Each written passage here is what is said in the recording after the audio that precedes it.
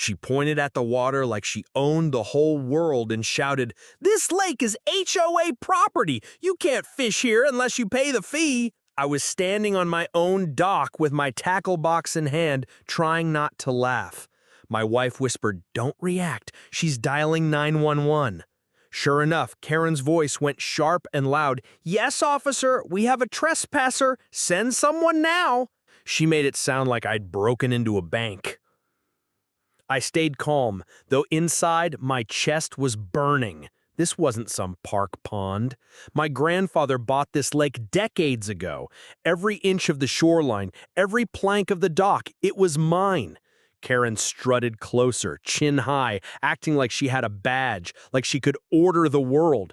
Neighbors peeked from behind their curtains as her voice carried across the water.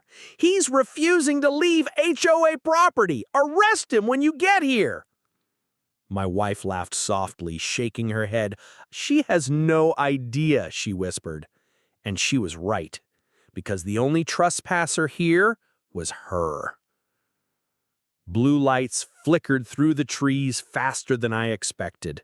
Karen folded her arms, smirking like she had already won. "Finally," she muttered, as the cruiser rolled to a stop on the gravel road. The officer stepped out, tall and serious, scanning between me, the lake, and Karen, who immediately rushed forward, pointing like a child tattling on the playground. "That man is trespassing on HOA property. He threatened me when I told him the rules," she shrieked, waving her phone as if it were evidence. The cop turned to me, calm but firm. "Sir, I need you to explain why you're here." Karen cut him off before I could speak. "Don't waste time. Arrest him. He's been warned already. He's violating our HOA bylaws, standing on private property." The officer narrowed his eyes. "Private property?" His voice had a sharp edge now. Karen straightened her blouse, nodding with fake authority. "Yes, this lake belongs to the Homeowners Association. He has no right to be here." I took a slow breath, opened the small waterproof case at my feet, and pulled out a single folded document. My wife whispered, "Show him." The officer stepped closer, and I handed it over. Karen leaned in, trying to peek. His expression shifted the moment his eyes met the bold print at the top. "Property deed, Lake Haven Estate."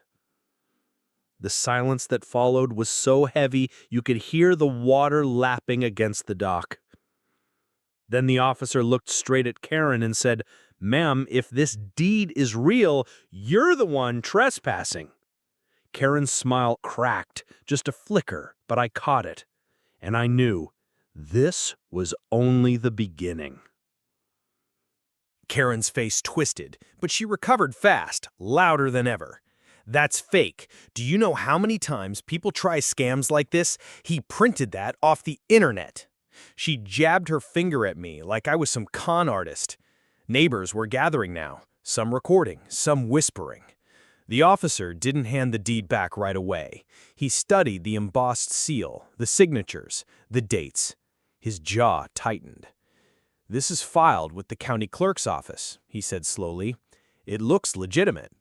Karen laughed, but it was a sharp, nervous sound. "Don't be fooled. He's lying. He doesn't live here. He's not part of our HOA.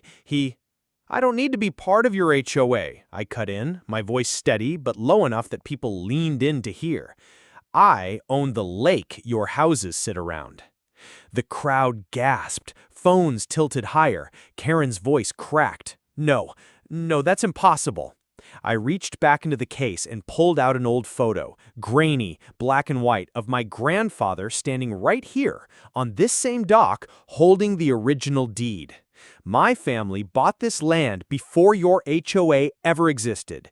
You've been telling people you control something that never belonged to you." For the first time, Karen's words caught in her throat. She stammered, searching for an answer, but nothing came. The officer turned toward her, his voice firm now. "Ma'am, making a false police report is a crime." Karen froze, and just like that, the power she had wrapped herself in started to slip through her fingers. Karen's bravado cracked, but she still tried one last desperate move. She pulled out a stack of bright orange HOA violation papers from her bag and slapped one onto my chest. Here, consider this your final notice. You can't bully me with fake deeds. Our rules are the law here. The paper fluttered to the dock as I let it fall. The officer bent down, picked it up, and his brow furrowed. He held it to the cruiser's light. Spelling errors? No county seal? Wrong formatting.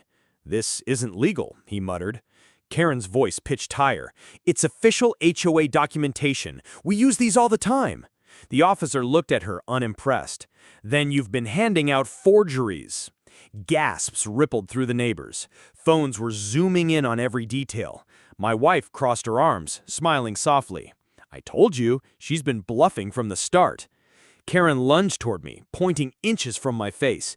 "You think you're safe because of a piece of paper? You'll regret this. I'll have your dock removed, your boat seized." "Enough." The officer's tone snapped like thunder, silencing the entire shoreline. He took a step between us, eyes locked on Karen. "Ma'am, you've lied to law enforcement, fabricated documents, and trespassed on private property. You need to stop talking before you make things worse for yourself." Karen's lips trembled, but she forced a smile toward the cameras filming her. "This isn't over," she hissed. And in that moment, watching her facade crumble in front of the entire neighborhood, I knew her downfall was only just starting.